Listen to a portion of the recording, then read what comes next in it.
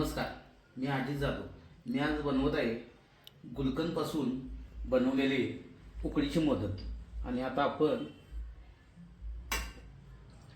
1-2 वाटी पाणी घ्यायचं आहे. त्यामध्ये चवीनुसार थोडं मीठ घालायचं आहे आणि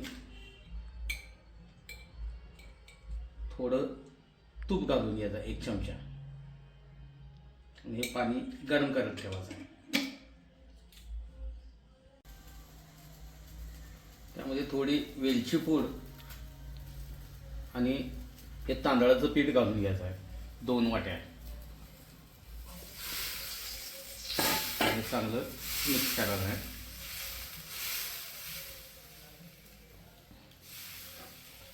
तांदळाचं पीठ चांगलं गरम पाण्यामध्ये मिक्स करून भाजून घेतलंय चांगलं. त्यामध्ये परतून घेतलंय आणि आता ह्यावर थोडंसं हे झाकण ठेवून 1-5 मिनटं ठेवायचं आहे आणि 5 मिनटं गॅस बंद करून ठेवायचा आहे. आता आपण गुलकंद घ्यायचा आहे. हा गुलकंद आपण सारणाऐवजी उकडीच्या मोदकमध्ये घालायचा आहे. श्रावणानिमित्त आपण ही रेसिपी बनवत आहोत. तसंच गणपती बाप्पाचं आगमन सुद्धा होणार आहे आणि हे थोडं गुलकंद आपण हे घ्यायचं आहे.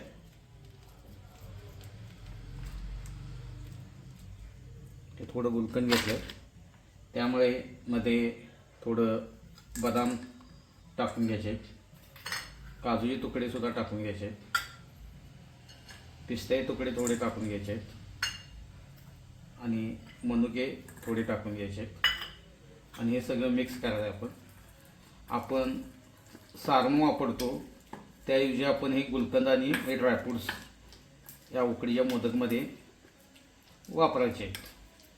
त्यामुळे एक सुंदर अशी नवीन रेसिपी आपल्याला घरामध्ये तयार करता येईल. एक आता चांगला पदार्थ गणपती बाप्पाच्या आगमनाच्या वेळी. तांदळाचे पीठ चांगलं मळून घेतलंय. आता ह्याचे पानं लाटून घ्यायचे आहेत. पानं लाटून घेतले आहेत आणि आपण आता उकडीच्या मोदकाचे पारी तयार करावे. आता आपण सारण घालायचं आहे गुलकंदचं आणि आता हे मोदक वळायचे आहेत.